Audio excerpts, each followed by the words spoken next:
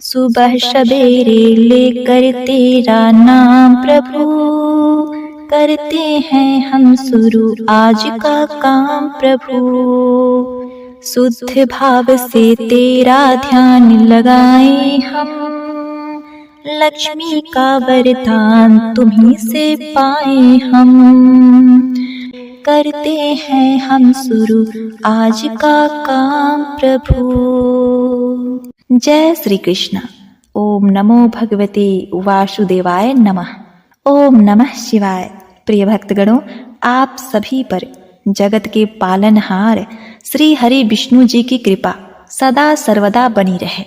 आज मार्गशीर्ष माह शुक्ल पक्ष की एकादशी तिथि है और आज पाप नाशनी पुण्य प्रदायिनी मोक्ष को देने वाली मोक्षदा एकादशी का व्रत है।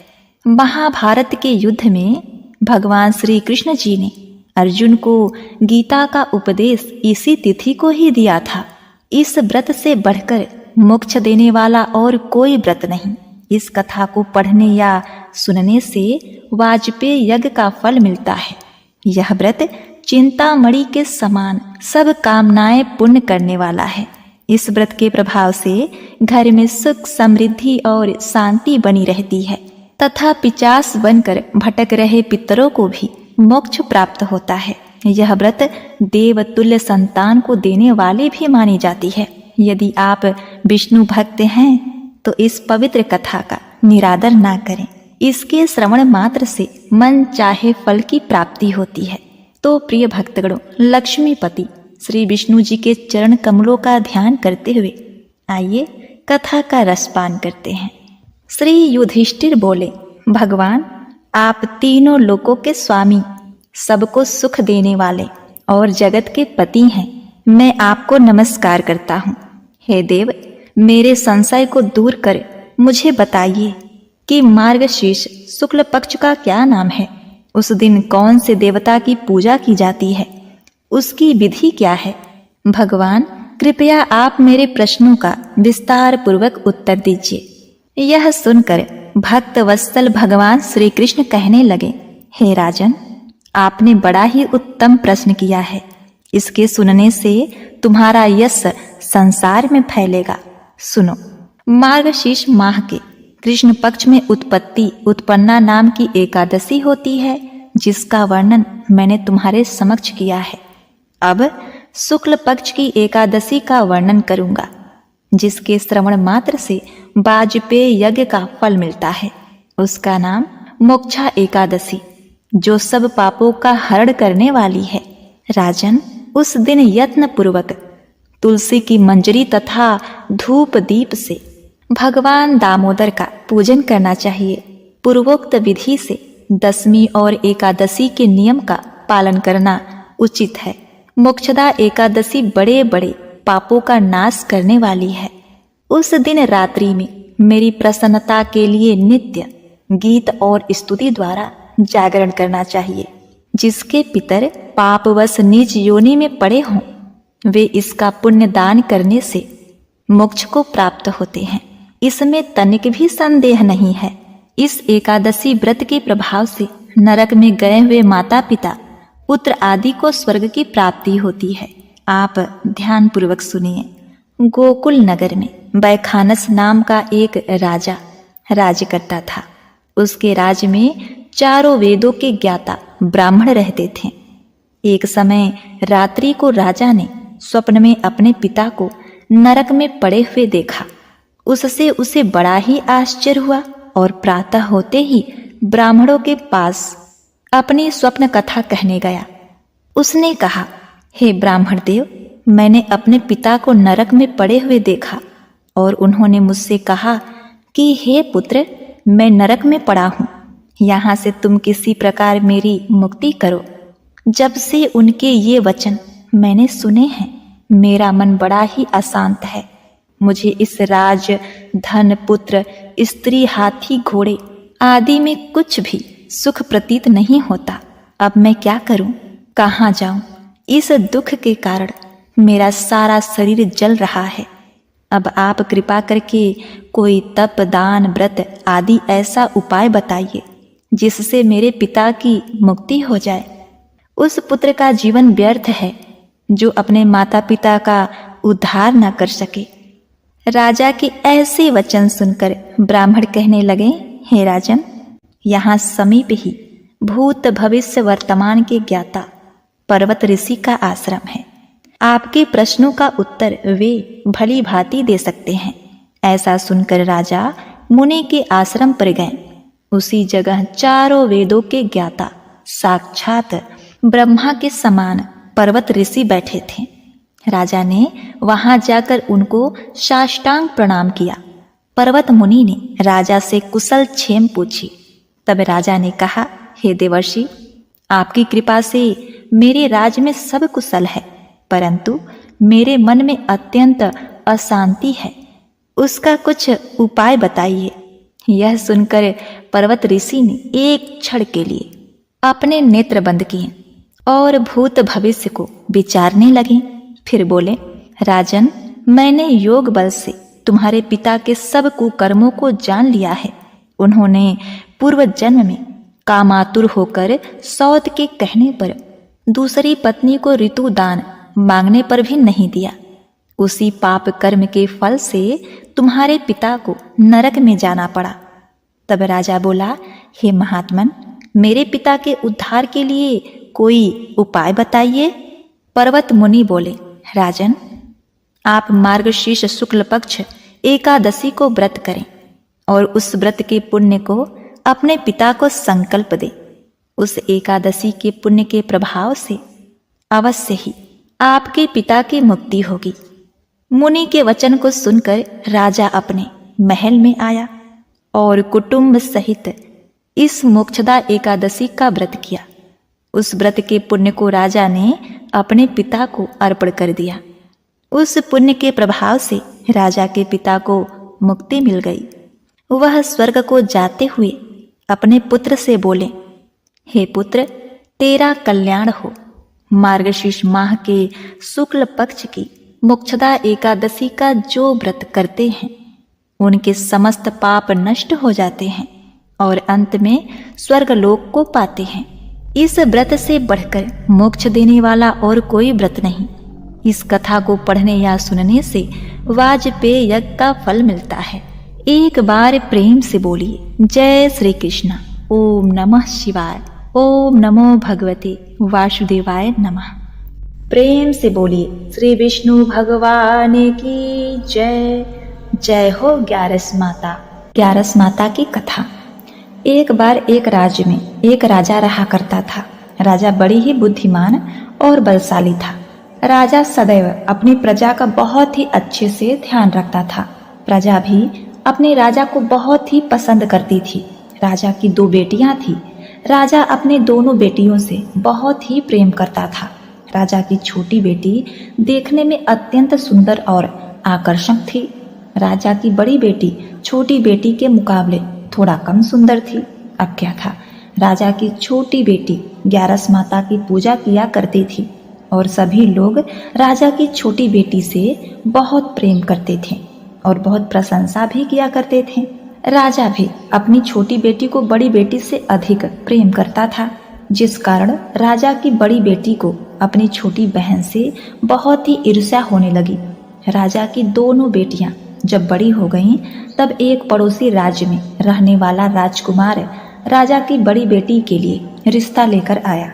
लेकिन जैसे ही उस राजकुमार की नजर राजा की छोटी बेटी पर पड़ी, तो वह राजकुमार राजा की छोटी बेटी पर आकर्षक हो गया और उससे पहली नजर में प्रेम कर बैठा। उस राजकुमार ने राजा की बड़ी बेटी के साथ विवाह करने से मना कर दिया और उसने राजा से कहा कि मैं आपकी छोटी बेटी से विवाह करना चाहता हूँ। जिसके बाद राजा की बड़ी बेटी यह देखकर अपनी छोटी बहन से बहुत ही क्रोधित हो गई और राजा की बड़ी बेटी ने अपनी छोटी बहन को अपना सबसे बड़ा दुश्मन मान लिया। राजा की बड़ी बेटी ने अपनी छोटी बहन से बदला लेने का निर्णय लिया, जिसके लिए उसने अपनी छोटी बहन को जान से मारने का निर्णय लिया। राजा की बड़ी बेटी ने अपनी छोटी बहन को मारने के लिए सबसे पहले एक लड्डू में जहर मिलाकर अपनी छोटी बहन को दे दिया और उसको लड्डू खाने को कहा। लेकिन ग्यारस माता की कृपा से लड्डू खाने के बाद भी छोटी बहन को कुछ नहीं हुआ।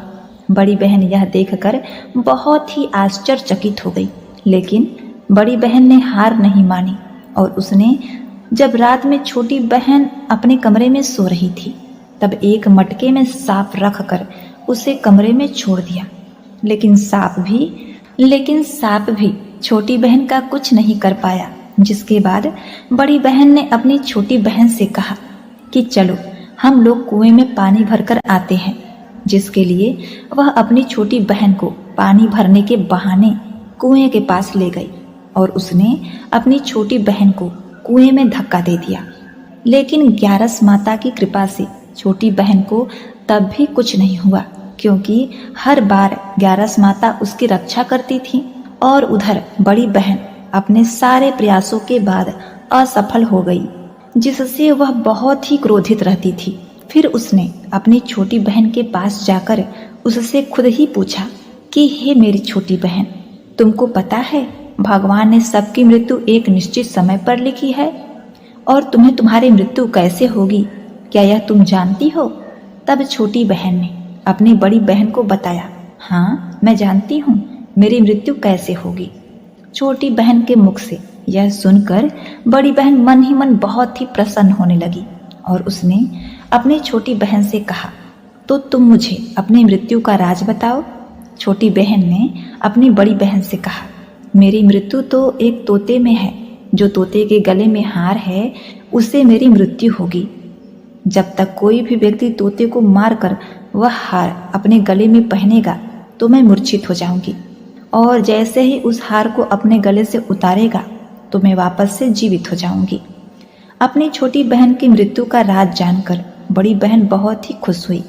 उसने अपनी बहन को मारने के लिए उसके पालतू तोते को ढूंढना शुरू कर दिया और छोटी बहन को इस बात का आभास हो गया था कि कोई उसकी जान लेना चाहता है, जिसके लिए वह अपने पिता के पास गई। उसने अपने पिता से कहा, हे पिताश्री, मेरे मृत्यु के बाद आप मुझे जलाइएगा मत, बल्कि आप मुझे अपनी पुरानी हवेली में सुरक्षित लेप लगाकर पलंग में लिटाकर छोड़ दीजिएगा। अपनी छोटी बेटी की यह बात सुनकर राजा बहुत ही आश्चर्यचकित हो गया। राजा ने अपनी छोटी बेटी से पूछा, बेटी तुम क्या कह रही हो? तब राजा की छोटी बेटी ने बताया, पिताजी समय किसी के लिए नहीं रुकता, कब क्या हो जाए किसी को कुछ पता नहीं है। और फिर क्या था, राजा ने अपनी छोटी बेटी से कहा कि तुम ऐसी बातें क्यों कर रही हो? 2-3 दिन में तुम्हारा विवाह है। लेकिन छोटी बेटी ने अपने पिता को ऐसा करने पर मजबूर कर दिया और उससे वचन ले लिया। अब क्या था, राजा ने भी अपनी छोटी बेटी की बात स्वीकार कर ली और 2-3 दिन बाद जब शादी का समय आया तब राजकुमार बारात लेकर राजा के घर आया और राजकुमार और राजा की छोटी बेटी का विवाह शुरू हो गया। जैसे ही राजा की छोटी बेटी राजकुमार के साथ फेरे लेना शुरू करती है तो उसकी बड़ी बहन अपनी छोटी बहन के कमरे में जाकर उसके तोते को पकड़ लेती है और उसको जान से मार देती है। तोते के गले में जो हार था उसको अपने गले में धारण कर लेती है।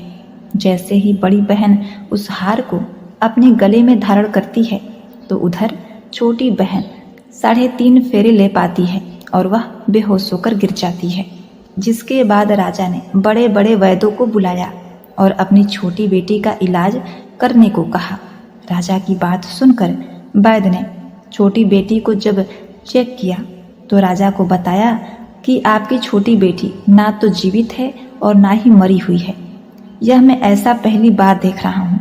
राजा ने वैद्य और हकीम को यह बात बाहर जाने से मना कर दिया और उन्होंने कहा कि अगर यह बात तुमने बाहर किसी को बताई तो हम तुमको फांसी दे देंगे। अब देखिए, इधर राजा ने अपनी छोटी बेटी को पुराने महल में ले जाकर एक पलंग पर लिटा दिया और वहाँ कुछ सैनिकों को तैनात कर दिया। वापस अपने महल पर आ गया। राजा की बड़ी बेटी अपने पिताजी के पास आई और कहने लगी, पिताजी अगर यह शादी संपन्न नहीं हुई तो आपकी इज्जत का क्या होगा? आप कहें तो मैं आपकी इज्जत बचाने के लिए राजकुमार से शादी करने के लिए तैयार हूँ।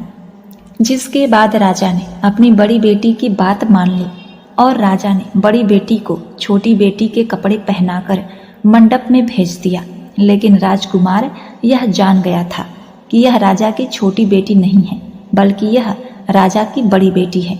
लेकिन जब राजकुमार ने शादी करने से मना किया तो राजकुमार के घर वालों ने राजकुमार को विवश करके राजा की बड़ी बेटी से बचे हुए फेरों को संपन्न करा दिया और विवाह करा दिया। जिसके बाद राजकुमार राजा की बड़ी बेटी को अपने महल ले गया। राजकुमार राजा की बड़ी बेटी से ना तो बात करता था और ना ही उसको पसंद करता था और ना ही उसके आसपास भटकता था। और राजकुमार ने यह फैसला कर लिया था कि वह अपनी प्रेमिका को ढूंढकर रहेगा और यह जानकर रहेगा कि उसके साथ क्या हुआ है। एक दिन राजकुमार अपने घोड़े पर सवार होकर राजा के पुराने महल के पास पहुंच गया, जहां पर उसने कुछ सैनिकों को देखा। महल के पास पहुंचकर राजा ने जब महल को ध्यान से देखा तो वह समझ गया यह तो हमारे ससुर जी का महल है। तब राजकुमार ने सैनिकों से पूछा, तुम लोग यहाँ क्या कर रहे हो और इस महल के अंदर उस पलंग में कौन लेटा है? जिसके बाद सैनिक ने बताया कि यहाँ पर राजा की छोटी बेटी लेटी है। यह सुनकर राजकुमार बहुत ही प्रसन्न हो गया और वह तुरंत अपनी प्रेमिका के पास पहुंच गया और उसकी सेवा करने लगा। जैसे ही रात हुई तो राजा की छोटी बेटी उठ खड़ी हुई। राजकुमार यह देखकर बहुत ही खुश हो गया। उसने अपनी प्रेमिका से पूछा, तुम यहाँ क्या कर रही हो? तुम मेरे साथ मेरे घर चलो। तब राजा की छोटी बेटी ने राजकुमार को सारी बातें बता दी कि मेरी जान एक तोते में बसी थी और मैंने यह बात सिर्फ अपनी बहन को बताया था और मुझे पता है कि उसने मुझे मारने का प्रयास किया है। उसके पास एक हार है जिसको वह सुबह पहन लेती है और रात को उतार देती है। तब तक वह हार को पहने ही रहती है, तब तक मैं मूर्छित रहती हूँ और जैसे ही वह हार को उतार देती है तो मैं जीवित हो जाती हूँ। और जब तक मेरी बड़ी बहन के पास वह हार है तब तक मैं ऐसे ही जीवित और मूर्छित होती रहूंगी। अगर मेरी बड़ी बहन के पास से वो हार मेरे हाथ लग जाए तो मैं हमेशा के लिए जीवित हो जाऊंगी। राजकुमार यह सुनकर राजा की छोटी बेटी के पास रहने का निर्णय ले लिया और उसने अपने बचे हुए सारे फेरे उस पलंग में लेटी राजकुमारी की छोटी बेटी के साथ ले लिया और अपना विवाह पूर्ण कर लिया और वहीं रहने वाला और वहीं रहने लगा। देखते ही देखते कुछ समय में राजा की छोटी बेटी और राजकुमार की पत्नी पेट से हो गई। एक दिन राजकुमार को किसी काम से बाहर जाना पड़ा। तब छोटी बेटी के पेट में बहुत दर्द हो गया, जिसके बाद उसने ग्यारस माता का आवाहन किया। जिसके बाद वहां पर ग्यारस माता प्रकट हुई। उन्होंने अपने भक्तों की दर्द को दूर किया और एक पुत्र की प्राप्ति कराई। और वहीं पर अचानक से राजकुमार भी आ गया। राजकुमार ने ग्यारस माता को देखा तो वह आश्चर्यचकित हो गया और उसने तुरंत माता को प्रणाम किया। और ग्यारस माता ने कहा कि हे राजकुमार, जब तुम्हारा बेटा 5 वर्ष का हो जाए तो तुम अपनी पत्नी का हार लाकर उसके गले में डाल देना। और फिर क्या था, देखते ही देखते राजकुमार और राजा की छोटी बेटी का पुत्र 5 वर्ष का हो गया। तो राजकुमार अपने बेटे से कहता है, बेटा मैं कुछ काम से बाहर जा रहा हूँ, तुम अपनी माता का ध्यान रखना, और यहाँ से चला गया। राजकुमार को बाहर निकलता देख बड़ी बहन के सैनिक देख लेते हैं और बड़ी बहन को जाकर सारी बातें बता देते हैं। जिसके बाद बड़ी बहन अपनी छोटी बहन के पुत्र को वहां से उठा लेती है और उसको मरवा देती है। छोटी बेटी के पुत्र के 2 टुकड़े करवा देती है। पहला टुकड़ा चक्की के पास छुपा देती है और दूसरा टुकड़ा अपनी पलंग के नीचे रख देती है। अब ग्यारस माता एक बिल्ली का रूप धरकर उसके कमरे में चली जाती हैं और वहां पर छोटी बेटी के पुत्र को 2 टुकड़े को आपस में जोड़ देती हैं और उसे जीवित कर देती हैं। राजकुमार अपने बेटे को लेकर अपनी पहली पत्नी के पास जाता है और कहता है, अगर तुम इस बच्चे का अच्छे से ध्यान रखोगी तो मैं तुमसे बात करूंगा। एक दिन राजकुमार ने अपने बच्चे से कहा, तुम बड़ी माँ से उसके गले का हार मांग लो। जिसके बाद राजकुमार का लड़का अपनी माँ के पास जाता है और कहता है, बड़ी माँ, मुझे तुम्हारा हार चाहिए जो तुमने गले में पहन रखा है। यह सुनकर पहले तो बड़ी बहन बहुत ही क्रोधित हुई, पर उसको याद आता है कि राजकुमार ने कहा था कि अगर मैं इस बच्चे का ध्यान रखूं तो वह मुझसे अच्छे से बात करेगा, मुझे पत्नी के रूप में स्वीकार करेगा, जिसके कारण वह हार को उस बच्चे को दे देती है और वह बच्चा तुरंत हार को ले जाकर अपने पिता को देता है और वह अपने बेटे को लेकर वहां से चला जाता है। जिसके बाद वह राजा के पास जाता है और उसकी सारी बातें बताता है। राजा अपनी बड़ी बेटी की यह करतूत सुनकर बहुत ही क्रोधित होता है। इधर राजा ने अपनी छोटी बेटी का पुनः विवाह राजकुमार से कराया और उनके साथ रहने की आज्ञा दे दी।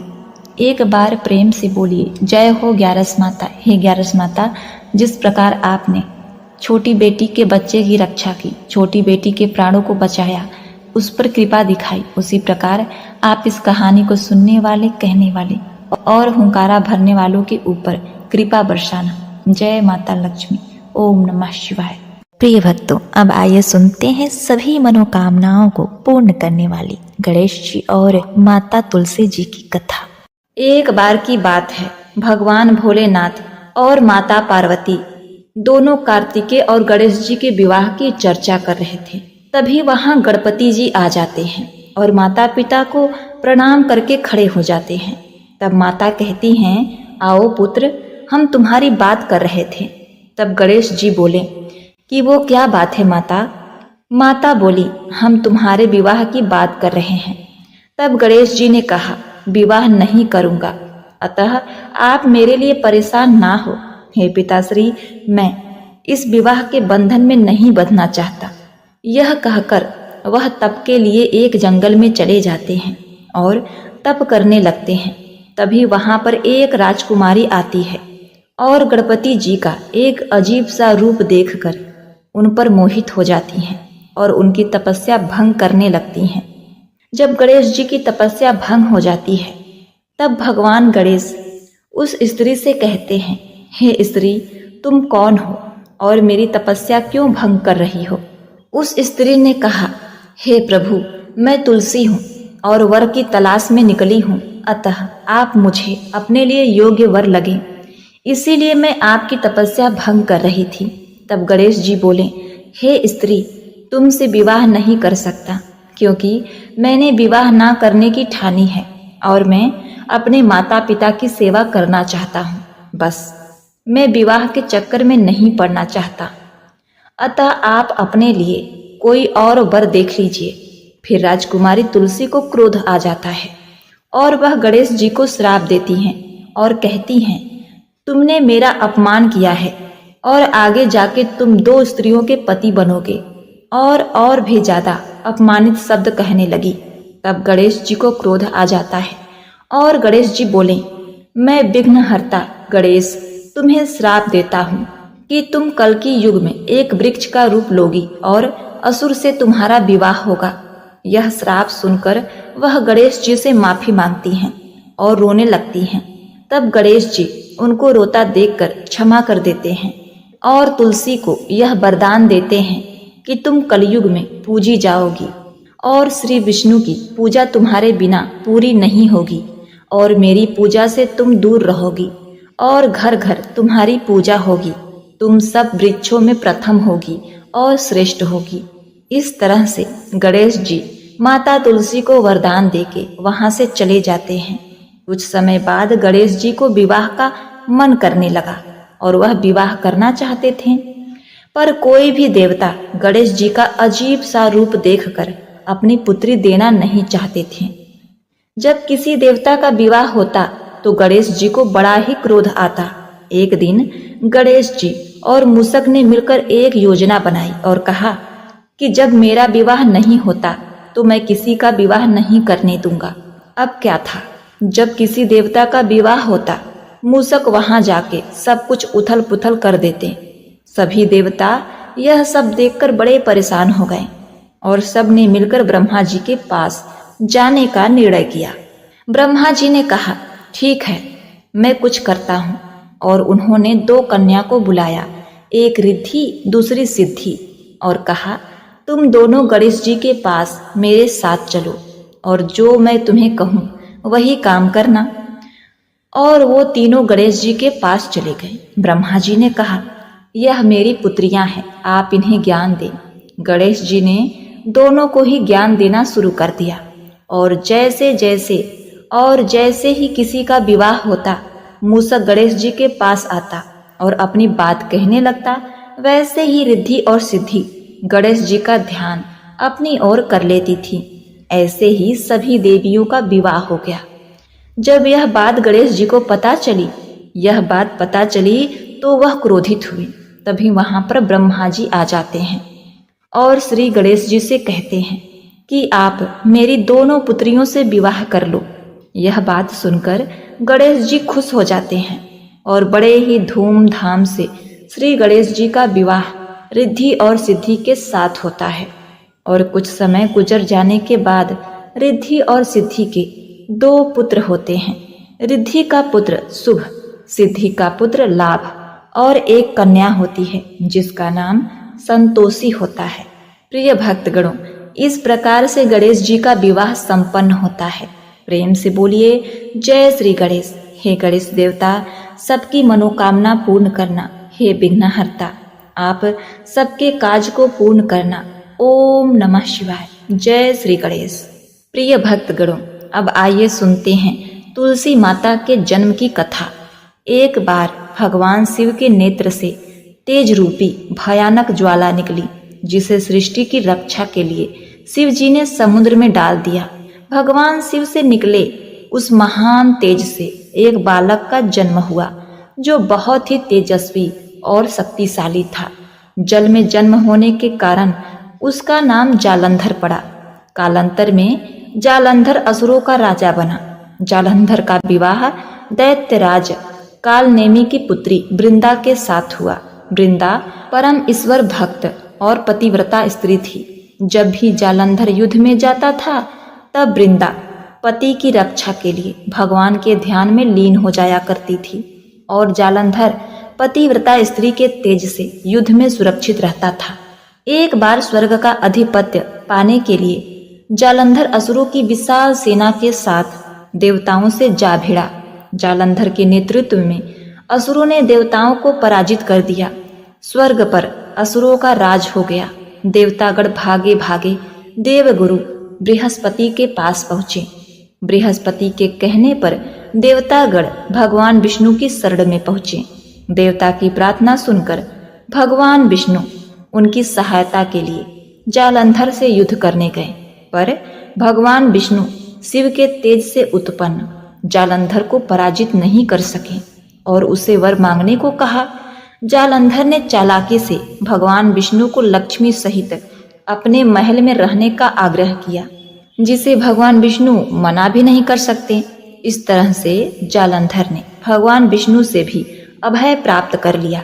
इसके बाद हार कर देवतागण देवगुरु बृहस्पति के साथ भगवान शिव की शरण में गए।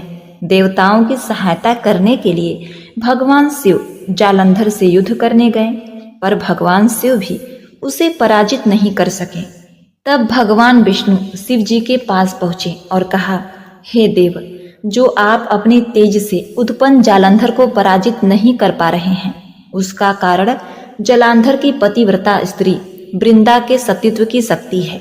आप जालंधर से युद्ध करें और मैं वृंदा का ध्यान भटकाने का प्रयत्न करूंगा, क्योंकि जालंधर का वध सृष्टि के कल्याण के लिए आवश्यक है। यह कहकर भगवान विष्णु जालंधर का रूप धर के उनके महल पहुंचे तथा तब वृंदा अपना पति आए समझकर तप छोड़कर उनकी सेवा सत्कार में लग गई। इधर युद्ध में भगवान शिव ने जालंधर का वध कर दिया। जालंधर का वध होते ही दूत वृंदावन को खबर देने पहुंचे।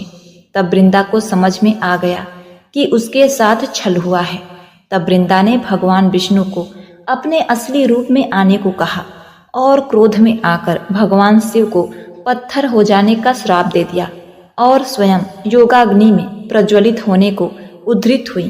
पर तभी वहां सभी देवी देवता पहुंचे और माता लक्ष्मी ने वृंदा से भगवान विष्णु को शाप मुक्त करने का अनुरोध किया, जिसे मानकर वृंदा ने भगवान विष्णु को क्षमा कर दिया, पर स्वयं योगाग्नि में भस्म हो गई।